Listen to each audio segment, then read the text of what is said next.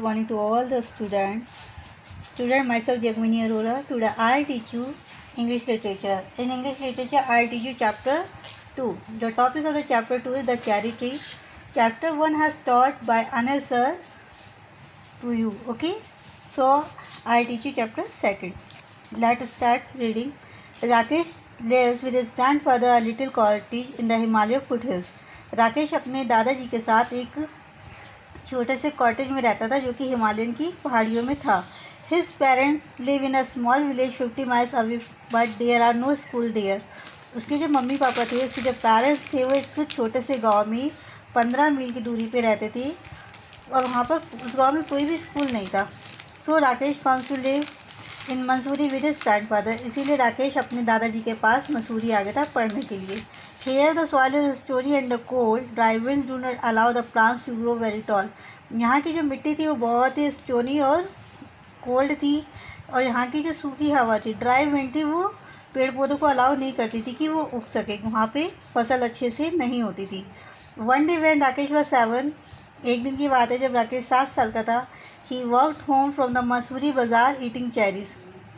तो मसूरी के बाज़ार में गया और वहाँ पर उसने चेरी खरीद के खाई.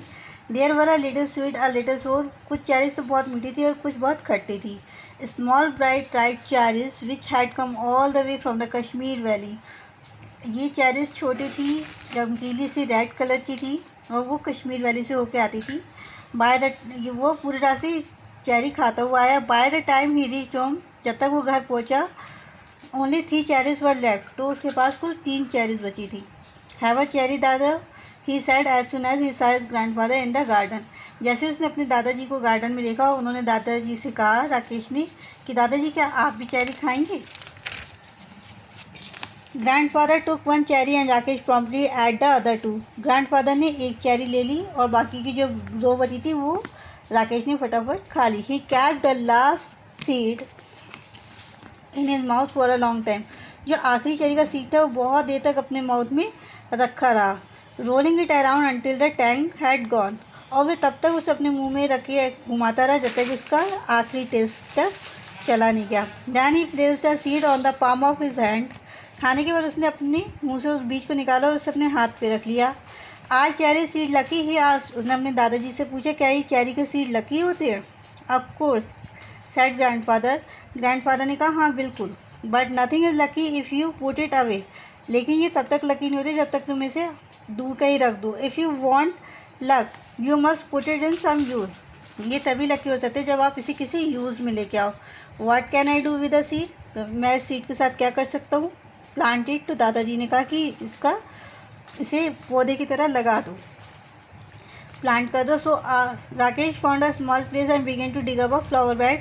राकेश ने एक छोटी सी जगह ढूंढी और वहाँ पे एक गड्ढा खोदना शुरू कर दिया ताकि वो सीड को बो सके. Hey not there said grandfather. वहाँ नहीं, ग्रैंडफादर ने कहा, I have sown mustard in that flower bed. उस जगह पे तो, उस क्यारी में तो हम मस्टर्ड सीड लगा चुके हैं पहले. Plant it in that shady corner where it won't be disturb. इसे ऐसी छायादार जगह पे लगाओ जहाँ ऐसे कोई डिस्टर्ब ना कर सके. Rakesh went to the corner of the garden. Rakesh garden के कोने में गया. He pressed the seed into the soil with his thumb and it went right in. और उसने उस बीज को अच्छे से प्रेस करके सॉइल में दबा दिया अपने अंगूठे से और ये अच्छे से लग गया. Then he had his lunch and ran off to play cricket with his friend. फिर वो खाना खा के अपने दोस्तों के साथ क्रिकेट खेलने चला गया. He forget all about the cherry tree. अब वह चेरी ट्री के बारे में सब कुछ भूल चुका था. Then it was winter in the hills. जब पहाड़ों पे सर्दियों का मौसम आया. A cold wind blew down from the mountains and went woo woo in the deodar trees. और वहाँ पे ठंडी ठंडी हवाएं चलने लगी माउंटेन्स पे, जो वू करके आवाज़ करती थी.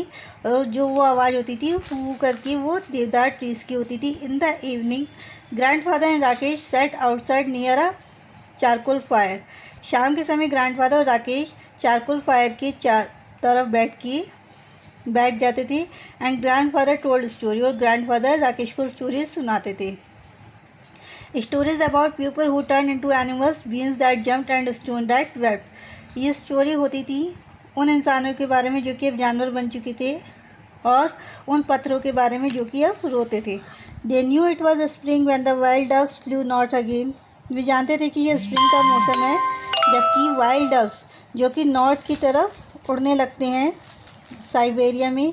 अर्ली इन द मॉर्निंग, बहुत ही सुबह, मॉर्निंग में बहुत सुबह, when he got up to chop wood and light a fire, Rakesh साथ V shape formation flying northward. जब वो सुबह उठते हैं लकड़ी को काटने के लिए, वो फायर जो कि फायर के लिए जलाते थे वो, तो राकेश का देखते हैं एक वी शेप फॉर्मेशन होता है, वहाँ के पक्षी जो कि वी शेप में उड़ते थे नॉर्थवर्ड की तरफ। One morning in the garden, एक सुबह गार्डन में, he went to pick up what he thought a small twig, he found to his surprise that it was well rooted. एक दिन सुबह गार्डन में जब वो टहल रहा था तो उसने देखा कि एक छोटे से टहनी निकल आई है। वह देख के सरप्राइज हो गई कि अरे इसकी तो जड़ें भी हैं। ही रैन टू फिश ग्रैंडफादर, जो भागता हुआ ग्रैंडफादर के पास गया, कॉलिंग दादा कम एंड लुक, जल्दी से आओ दादाजी और देखो, the cherry tree has come up, cherry tree उग आया है। वॉट चेरी ट्री आज ग्रैंडफादर, कौन सा चेरी ट्री? ग्रैंडफादर ने कहा, the seed we planted last year, look, देखो जो हमने पिछले साल बोया था उसे देखो। They both bent down and peered at the tiny tree. Yes, it was cherry tree. दोनों ही वहाँ पर गए, उन्होंने झुक के छोटे से पेड़ को देखा और कहा, अरे ये तो सच में ही चेरी ट्री है। साइड ग्रैंडफादर ने कहा, you should water it now and then, तुम इसे आप पानी देते रहना चाहिए, तुम्हें इसे आप पानी देते रहना चाहिए। Rakesh went indoor and came back with a bucket of water। Rakesh जल्दी से अंदर गया और एक बाल्टी पानी की लेके आ गया। Don't drown it, said grandfather laughing, इसे इस तरीके से मत बहाओ, दादाजी ने हंसते हुए कहा। Rakesh gave with sparkling and circled it with pebbles, Rakesh ने फिर धीरे धीरे उस पर पानी डाला और पेबल से उसके चारों तरफ एक सर्कल कर दिया, पत्थरों से एक सर्कल बना दिया। What are the pebbles for? Grandfather asked. Grandfather ने कहा, ये पेबल्स को लगा दिया आपने चारों तरफ, छोटे छोटे पत्थर को लगा दिए। For privacy, Rakesh said, Rakesh ने कहा प्राइवेसी के लिए। That year the monsoon rains came early, उस साल मानसून भी जल्दी आ गया था और बारिश शुरू हो गई थी। Ferns sprang from the trunks of trees, and the trees dripped as the mist came curling up the valley.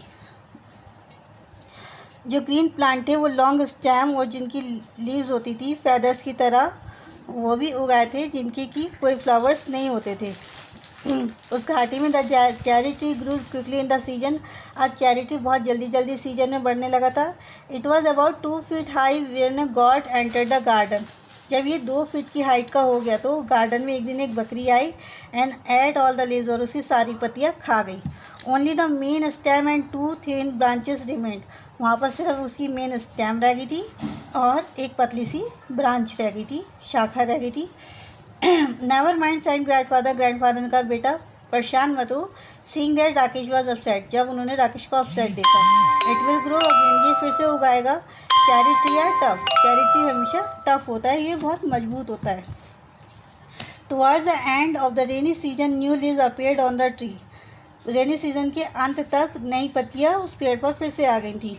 Then a women cutting grass came down the hill side, तो वहाँ पे एक औरत आई हिल साइड पे। Her scythe swishing through the heavy monsoon foliage, he did not try to avoid the tree, वो trees को काटने के लिए आई थी और उसने अचानक से चेरी ट्री को भी काट दिया था। One SVEEP and the cherry tree was cut into 2, उसके जैसे ही उसकी कुल्हाड़ी टाइप का जो उसका हथियार था उसको लगा चेरी ट्री को और वो 2 टुकड़ों में कट गया। When grandfather saw what had happened, he went after the woman and scolded her, दादाजी ने जब ये सब देखा तो जो है उस औरत पे खूब चिल्लाया, उसे खूब स्कॉल्ड किया। But the damage could not be repair, लेकिन अब जो डैमेज हो चुका था पेड़ वो दोबारा रिपेयर नहीं हो सकता था। May it will die now, said Rakesh, Rakesh ने कहा, दादाजी अब ये पेड़ हमेशा के लिए ख़त्म हो जाएगा या मर जाएगा। But the cherry tree had no intention of dying, लेकिन जो चेरी ट्री था उसका भी मरने का इरादा नहीं था।